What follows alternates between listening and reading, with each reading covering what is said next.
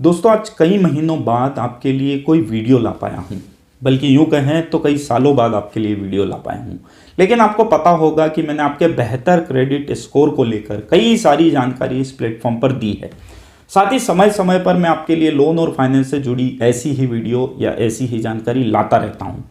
इन जानकारियों से न केवल आप अपनी बेहतर क्रेडिट रेटिंग ठीक कर सकते हैं, बल्कि अपनी लोन से जुड़ी सभी समस्याओं को हल भी कर सकते हैं। आज के इस टॉपिक पर हम लोन सेटलमेंट और उससे जुड़े प्रभाव के बारे में जानने की कोशिश करेंगे। तो अगर आप भी लोन सेटलमेंट और उससे जुड़े प्रभाव के बारे में जानकारी पाना चाहते हैं तो हमारे साथ आखिरी तक बने रहें, क्योंकि आज का वीडियो थोड़ा लंबा हो सकता है लेकिन बहुत ही जानकारी वाला होगा। इसका कारण है कि आज हम बात करने वाले हैं लोन सेटलमेंट से जुड़े 7 ऐसे खास पॉइंट पे जो सीधे तौर पर आपके क्रेडिट स्कोर पर प्रभाव डालते हैं। बिना देर किए आज का वीडियो शुरू करते हैं। हेलो दोस्तों, मेरा नाम है मंगलेश, आप है हमारे चैनल पर नो बकवास ओनली फाइनेंस। तो चलिए आगे बढ़ते हैं।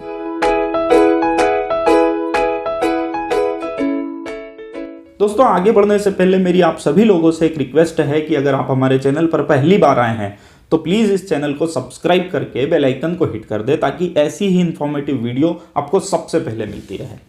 दोस्तों आर्थिक समस्याएं सभी के जीवन में आना बिल्कुल स्वाभाविक है, जैसे किसी गंभीर बीमारी का आना, जॉब चली जाना, बिजनेस में नुकसान हो जाना या अन्य कोई भी। ऐसी सभी समस्याओं के चलते कई लोग अपने चल रहे लोन का भुगतान करने में चूक जाते हैं।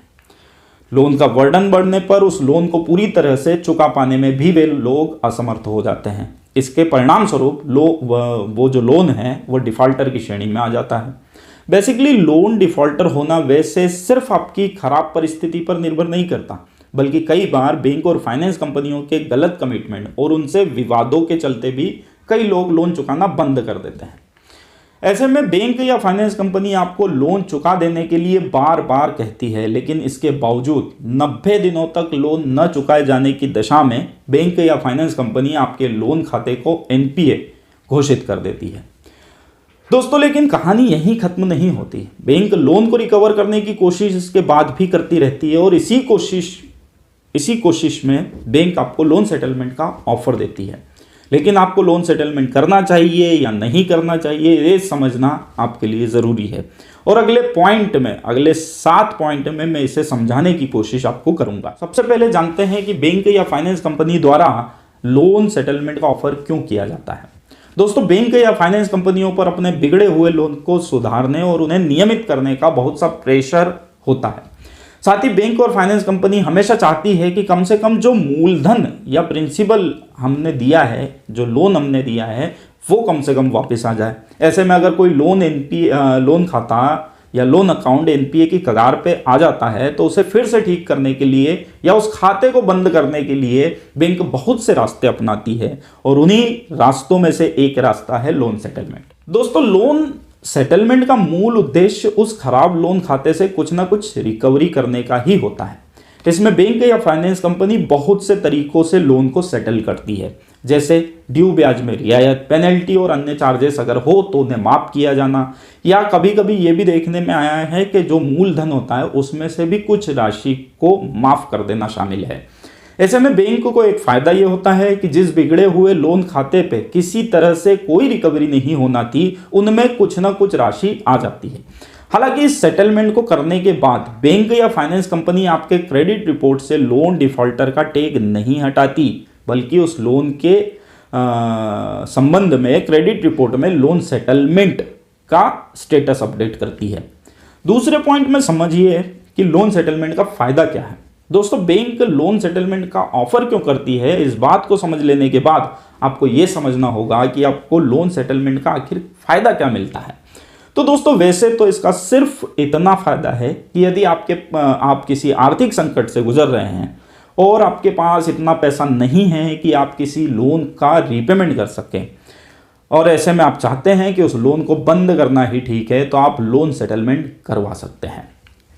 आप आपकी आर्थिक स्थिति और बैंक की शर्तों के साथ एक तय राशि देकर अपना लोन सेटल करा सकते हैं। लोन सेटलमेंट करने पर बैंक या फाइनेंस कंपनी आपके खाते को टर्मिनेट करके उसका शेष बकाया लोन या शेष बकाया लॉस में बता देती है। लेकिन इसके फायदों से ज़्यादा आपका ध्यान इसके नुकसान पे भी होना जरूरी है। तो आइए चलते हैं अगले पॉइंट की ओर और समझते हैं कि इसके नुकसान क्या क्या है। दोस्तों, लोन सेटलमेंट करने के बाद बैंक सिर्फ आपके लोन खाते को टर्मिनेट करके बाकी बचे हुए ड्यू को लॉस में दिखाने तक की प्रक्रिया तक सीमित नहीं होती, बल्कि वो इस लोन खाते की जानकारी क्रेडिट स्कोर तय करने वाली एजेंसियां जैसे सिबिल हो गई या हाईमार्क, एक्सपीरियंस आदि कंपनियों को देती है।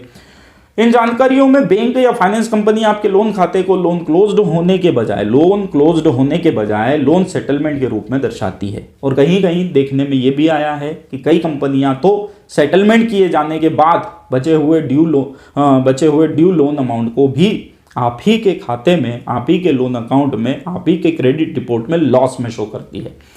ऐसी क्रेडिट रिपोर्ट का असर आपके क्रेडिट स्कोर पर नकारात्मक पड़ता है, नकारात्मक यानी नेगेटिव पड़ता है, और आपके क्रेडिट स्कोर में तेजी से कमी आती है। इतना ही नहीं, एक से ज्यादा लोन सेटलमेंट फ्लेक के कारण आपको नया लोन मिलने में भी कई समस्याओं का सामना करना पड़ सकता है। दोस्तों, क्रेडिट रिपोर्ट में लोन सेटलमेंट फ्लेक को यह माना जाता है कि आप लोन लेने के बाद उसे पूरा जमा करने में असमर्थ थे, और इस फ्लेक को देखकर शायद कोई और बैंक या फाइनेंस कंपनी अगला लोन आपको देने के लिए तैयार ना हो।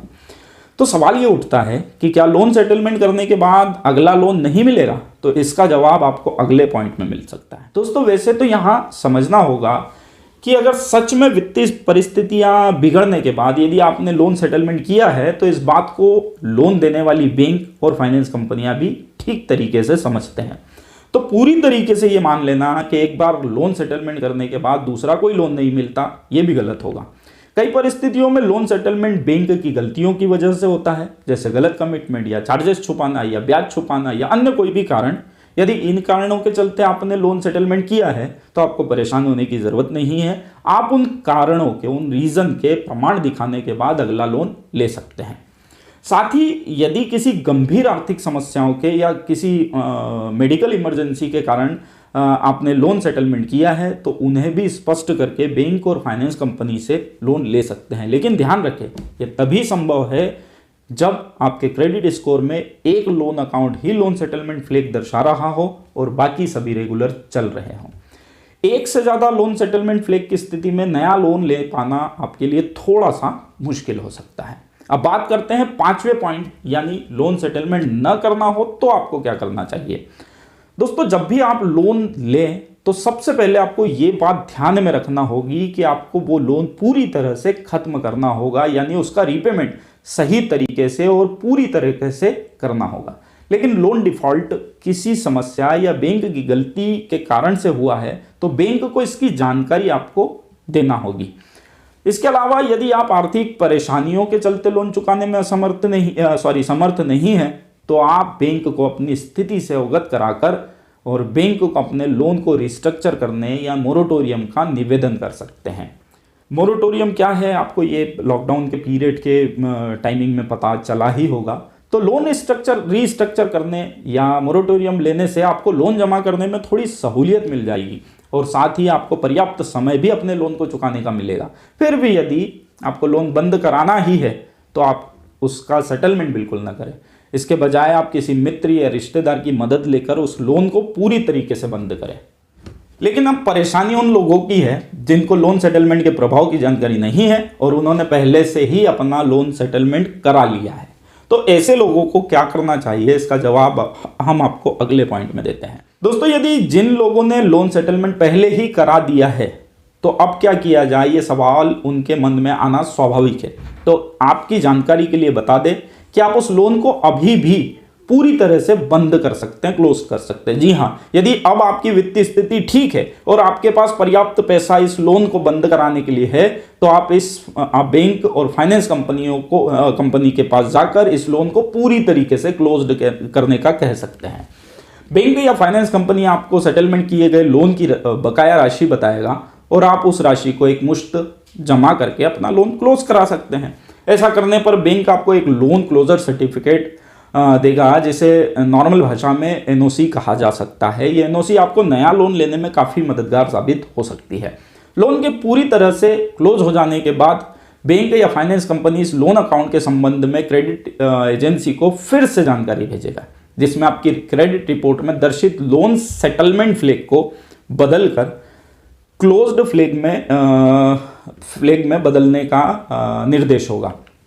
इस प्रक्रिया के बाद 2 से 3 महीनों के भीतर आपके क्रेडिट रिपोर्ट में से सेटलमेंट फ्लैग बदलकर लोन क्लोज्ड फ्लैग हो जाएगा। हालांकि क्रेडिट स्कोर सुधरने में अभी भी थोड़ा वक्त लग सकता है, लेकिन लोन क्लोजर की इस प्रक्रिया के कई महीनों बाद भी यदि आपकी क्रेडिट रिपोर्ट में सेटलमेंट फ्लैग नहीं हटा तो आपको क्या करना चाहिए, आइए ये समझते हैं। दोस्तों, लोन क्लोज होने के बाद भी क्रेडिट स्कोर अपडेट नहीं हुआ और अभी तक भी आपकी क्रेडिट रिपोर्ट में लोन सेटलमेंट फ्लैग ही दर्शा रहा है, तो आपको सिबिल की वेबसाइट पर जाकर अपनी लोन एनओसी के साथ में सिबिल डिस्प्यूट आवेदन करना या रेज करना चाहिए। इसके बाद सिबिल संबंधित लोन के मामले में बैंक से या फाइनेंस कंपनी से लोन क्लोजर का कंफर्मेशन मांगेगी। एक बार बैंक से लोन क्लोजर का कंफर्मेशन मिलने के बाद सिबिल आपकी क्रेडिट रिपोर्ट में सुधार करके लोन सेटलमेंट फ्लैग को बदलकर क्लोज्ड कर देगी। दोस्तों, लेकिन ये तभी संभव है जब बैंक इसका कंफर्मेशन दे कि आपका लोन क्लोज्ड हो चुका है। यहाँ मेरा आपको सजेशन है कि अगर सिबिल डिस्प्यूट आवेदन करने के बाद बैंक पर भी आपको लोन खाते की सही जानकारी सिबिल को उपलब्ध कराने का दबाव बनाना पड़ेगा। तो दोस्तों, ये थी जानकारी लोन सेटलमेंट के बारे में। उम्मीद है आपको जानकारी पसंद आई होगी। अगर हाँ तो वीडियो को लाइक ज़रूर करें। साथ ही आप भी लोन सेटलमेंट की वजह से नया लोन लेने में परेशान हो रहे हैं तो इस वीडियो के नीचे आप कमेंट्स कर अपनी परेशानी बता सकते हैं। मैं समय रहते बिल्कुल आप उन कमेंट्स का जवाब देने की कोशिश करूंगा। इसके अलावा दोस्तों, हो सकता है आपके किसी मित्र या रिश्तेदार भी ऐसी ही जानकारी पाना चाहते हों, तो उनसे ये जानकारी व्हाट्सएप पर शेयर करके उनकी मदद ज़रूर करें। जाने से पहले एक बार फिर से रिक्वेस्ट करूंगा कि अभी तक भी आपने हमारे चैनल को सब्सक्राइब नहीं किया है तो प्लीज़ चैनल को सब्सक्राइब कर लें और बेल आइकन को भी हिट कर दें। अगली बार ऐसी ही किसी नई जानकारी के साथ, लोन और फाइनेंस से जुड़ी जानकारी के साथ फिर से मुलाकात होगी। तब तक के लिए जय हिंद, जय भारत।